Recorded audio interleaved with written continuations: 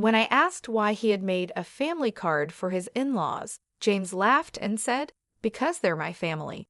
Of course, they should have a family card, right? Got a problem with that." He added, "If you knew who took you in when you were all alone, you wouldn't say such things, would you?" I was surprised by his bold tone, which was new to me. Was James always like this? He continued, "If you're thankful, you should do more for my family. Then I'll consider you part of the family. Until then, you're on a trial period." I had never heard of a trial period in marriage. James went on, seeing I was quiet. "In other words, you're not fully part of the family yet. If you don't like it, you can leave any time. For now, our family is just the six of us." I was shocked. After that, I immediately canceled all our joint credit cards and moved out. My name is Olivia Cook, 30 years old. I'm a freelance illustrator. I used to work as a designer for a big advertising agency, but started on my own 5 years ago when I got married. Now I work from home. My parents died in an accident when I was young. I was raised by my maternal grandparents, but moved back to my parents' apartment near the city center for college. I've been living there ever since. I met my husband James at an Italian restaurant where he worked. It was a nice place with reasonable prices and good food, so my colleagues and I often went there. That's when James, the handsome waiter, became a topic of conversation. Indeed, he was good-looking. The manager once joked that a lot of the regulars came just to see James, and I could see why. I won't deny that. I became one of James's fans because I thought he was really cool. He really stood out. For some reason, we quickly became closer and soon, people were calling us a couple. Surprisingly, we ended up getting married. I don't remember much about that time. It's almost like I was in a daze. When I snapped out of it, I was married to a man I was calling my husband. But I loved James then and was happy when we got married. I quit my job as a designer at the company and started working independently. It was a friendly departure, and I continued the same kind of work, but on my own. James kept his job at the Italian restaurant, working different hours, sometimes late into the night. It became hard to work as usual, and I had always wanted to work independently, so I decided to go for it. "It's a good idea, Olivia. It'll be easier for you, and it's great to keep doing what you love." James supported my decision. That's how our life as newlyweds began. We both didn't care for flashy things, so we decided not to have a wedding ceremony and just officially registered our marriage. We met each other's families briefly, and that was it. James went to work, and I worked from home and did the household chores. Our schedules were irregular, but we kept in touch and waited to have meals together when we were both homes. It was a happy, simple life, and I thought, marriage is nice. But about a year after we got married, everything fell apart. "My family wants to come over. Is that okay?" James asked one day. Of course, I said it was fine. I had only met and briefly talked to James's family at our initial meeting, so I thought this was a good chance to get to know them better. Having lost my parents at a young age, I always admired James's large family. But when his family of 5 arrived, I was left speechless. "Hey, which room is mine?" his sister asked as soon as she walked into our house. James's sister, who is 35 years old and 3 years older than both James and me, worked at a local supermarket. I was shocked by her rude behavior, so different from the polite greeting she gave me when we first met. James's 22-year-old sister was also there, but she was quiet and just stood there without saying a word. I remember she barely spoke when we first met. Hurried by James's sister, I showed the 2 sisters to the guest room and James's parents to the room that used to be my parents' room. It was the only Japanese-style room in the apartment, so I thought it would be best for them. After settling into their rooms, James's sister announced, "Well, since we're going to be living here together, you better start serving our family properly." I was confused by what she meant, but when I looked at James for help, he just laughed in a way I had never seen before. It turned out his family had given up their own home and moved into my apartment without telling me. Sorry, our family home suddenly had to be vacated, and they had nowhere to go, he explained. I wish he had told me earlier. I had thought it was just for a day or three, and this was really inconvenient. When I mentioned this to James, trying not to upset him, he looked down and apologized. Please, just until they find somewhere else to go, he pleaded. I couldn't say no. How could I turn away people in need, especially the family of someone important to me, without even a place to go? I reluctantly agreed to live together on the condition that they find a new place as soon as possible. But I would come to regret this decision. James's family showed no restraint. All four of them, from the day they moved in, did nothing and left everything to me, saying whatever they wanted. They made no effort to look for a house or a job. When I asked about their jobs, I was in for another surprise. Oh, I quit that lousy supermarket job, she had said. She was employed, but apparently it was just part-time work. I had thought she worked full-time because of her age, but she told me she hadn't had a steady job since high school. James's parents also had part-time jobs, which they quit before coming here. And of course, James's other sister was unemployed. She had claimed she was a student, but that was not true. Why should I work when I've become part of a wealthy family? She asked. When I asked who she was talking about, I got another shocking reply. You, of course. You got a big settlement and insurance money from your parents' accident, and you don't even have a mortgage on this apartment. You can live without working, James's sister said, laughing. I complained to James when he got home, but he yelled in a way I had never seen before. Everyone's tired from suddenly having to leave their home. Let them rest for a while. Or do you want to kick out my family, Olivia? Stunned, I froze. Then James suddenly softened his tone. Sorry for yelling. I'm having a tough day too. Can you just be a little more patient? Looking back, James was skilled at manipulating situations with a mix of kindness and harshness. But at that moment, I didn't see it and agreed to endure a bit longer. The tyranny of James's family got worse. They treated me like a servant at home and demanded money when going out. We can't job hunt without a penny, can we? It's fine, but if we can't find work, we'll just keep living here, they said. I reluctantly gave them some money, which they claimed to have spent without finding jobs. They probably never looked for work, but if I said that, they would accuse me of lying without proof, and James's whole family would blame me for hours. Telling James didn't solve the problem. Everyone's frustrated about not finding jobs. Sorry, just bear with it a little longer. I'll talk to them, James said, trying to smooth things over. But as time went on, I felt like saying anything was pointless. However, the frequency of them asking for money gradually decreased, perhaps because James said something, so the issue seemed to resolve itself. Of course, the money I had given them was never returned. Then, after about 2 months of living this way, I noticed something alarming. Why is the credit card bill so high? Could it be unauthorized use? When I quickly checked the credit card statement, all the charges were made with family credit cards. The purchases included food, drinks, books, games, and even expensive brand bags and clothes. Each item was labeled with a number from 1 to 6, showing that 6 family credit cards had been issued. These credit cards were in my name, with James using the family cards. It seems like you'd be better at handling this, and it's more convenient to consolidate payments, right? Can I leave it to you? He had said, and I ended up managing them. But it turned out these family cards had been issued without me knowing. James's family stopped asking for money because they could now make credit card payments and cash withdrawals. When I confronted James about why he made family cards for his in-laws without asking me, he laughed and said, Well, you complain when they say they have no money, so what choice do I have? Besides, you know who took you in when you were all alone, right?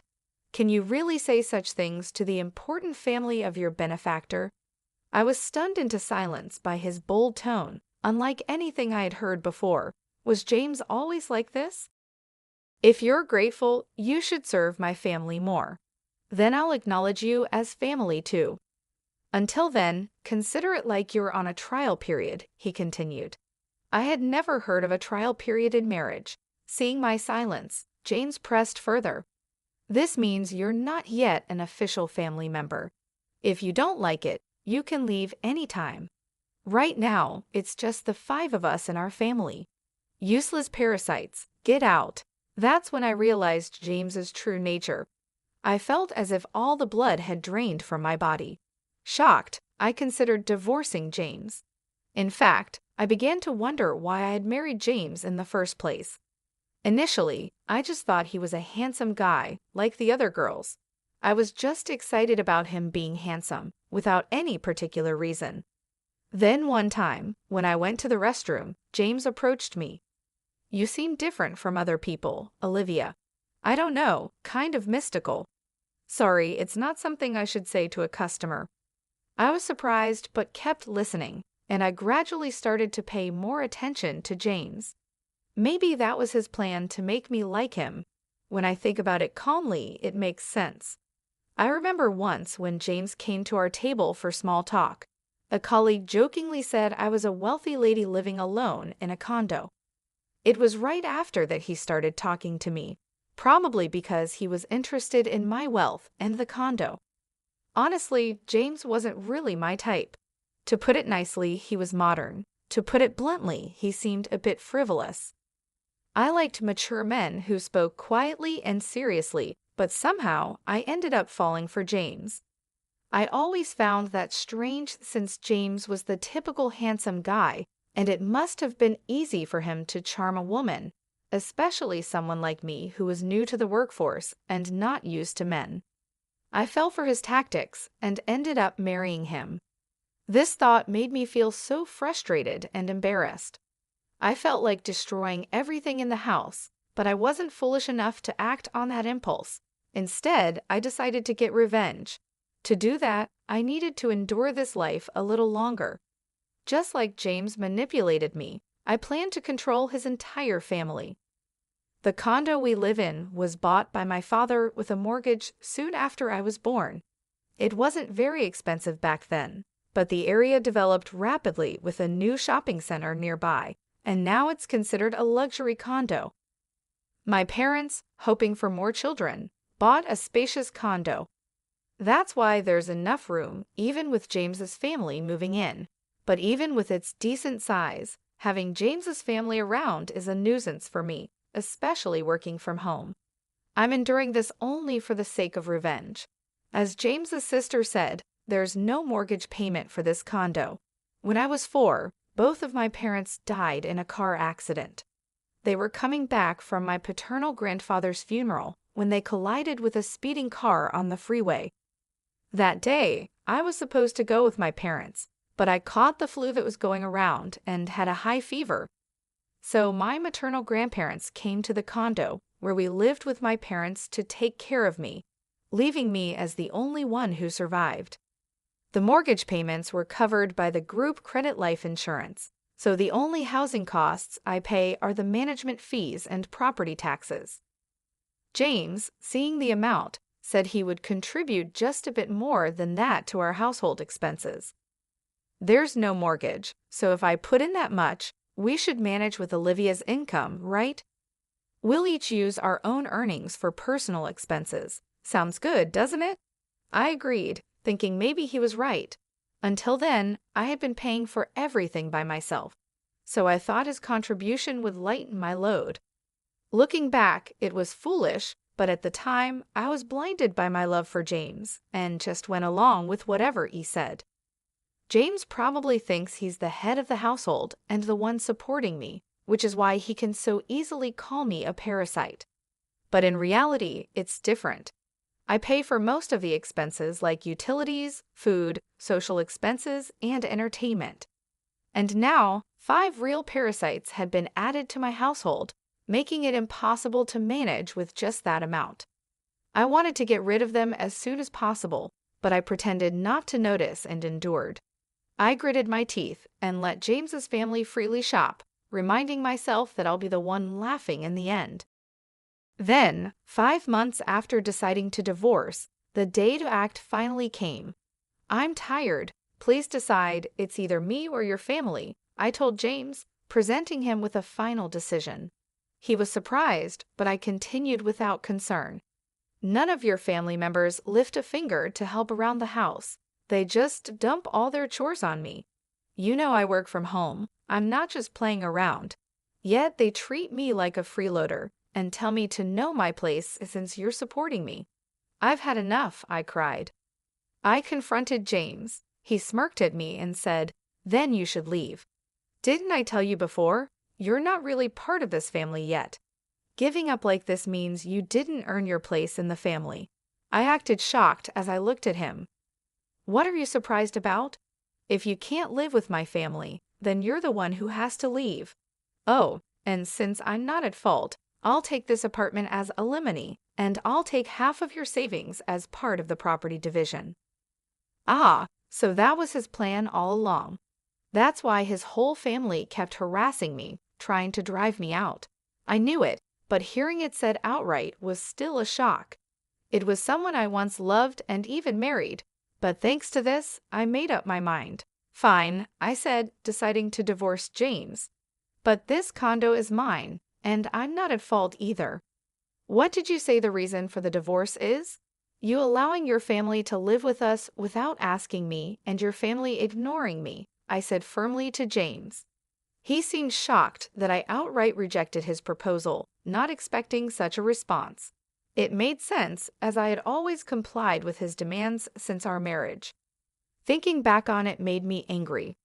I don't want to spend another second with you all, so I'll leave now, but you should also prepare to leave. It's a joke, right? This is our home. We won't leave. Ever heard of residential rights? You can't just force people out who live here, James shouted. Ignoring his ranting, I left the house and went to my grandparents' place. I explained everything and asked if I could stay until things were settled. My grandparents were shocked to learn what I had gone through and scolded me for not consulting them earlier.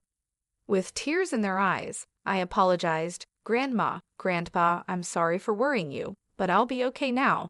I might look fragile, but I'm not really," I said, forcing a laugh with tears in my eyes. The day after I left the apartment, James contacted me right away. "Hey, what's this all about?" "What are you referring to?" I asked, about the certified mail. I was impressed by how quickly things were moving. I had handed the divorce proceedings over to a lawyer, and when I told them yesterday that I was leaving the house, they arranged for everything to be sorted out today. "I'm not paying any alimony, and I'm not leaving the condo," James declared. But legally, he had an obligation to pay, and he didn't have the right to continue living in that apartment. "What are you talking about? That apartment is mine too, since we're married. If you insist, then pay me half its value to buy me out," he said. Such an absurd claim. Talking like this is getting us nowhere. "Please communicate through my lawyer from now on," I said, ending the call. I knew he would probably call again tomorrow, but I had no desire to talk any more that day. As expected, he called the next morning. "Hey, what's this all about?" He repeated the same line as yesterday, showing no creativity. "What are you referring to?" "The card's not working." "What did you do?" "What I did was cancel it. That card was mine, and you were just using the family card, remember?" Indeed, before leaving the house, I had switched all the contracts from that card to another and canceled it. Of course, the family cards would stop working when I canceled mine. I was the one paying for it. "Yes, you paid the apartment's management fee and property taxes, just for the first 4 months. It's not much, but I can deduct that from the alimony if you like," I mocked him. I heard some indistinct shouting from the other end of the phone. That's right, James only paid the agreed amount for just 4 months. He made various excuses about the store and whatnot, always finding a reason to ask me to wait, but then he stopped paying altogether. If he forgot and thought he was still paying, that's some poor memory. But I didn't care anymore. He's someone I'm cutting ties with. His memory doesn't matter to me. That's the situation, so please pay your half of the living expenses I've been covering. I've kept a detailed record of our household expenses, which I'll use as evidence to fairly divide our savings. It's marital property, he demanded. Yes, I understand. Let's split it accordingly, I agreed. He ended the call with a reminder not to forget. A few days later, I got another call from him using the same line. I realized they lacked not only memory, but also vocabulary. What do you mean by the split of shared property? Why is it zero? You must be rolling in cash from your parents' insurance and alimony, he said. Ah, so that's what they were thinking. I patiently explained that my savings before marriage weren't part of the shared property, and since we had no savings after marriage, it naturally amounted to zero. Don't lie to me. If you think I'm lying, why don't you consult with someone?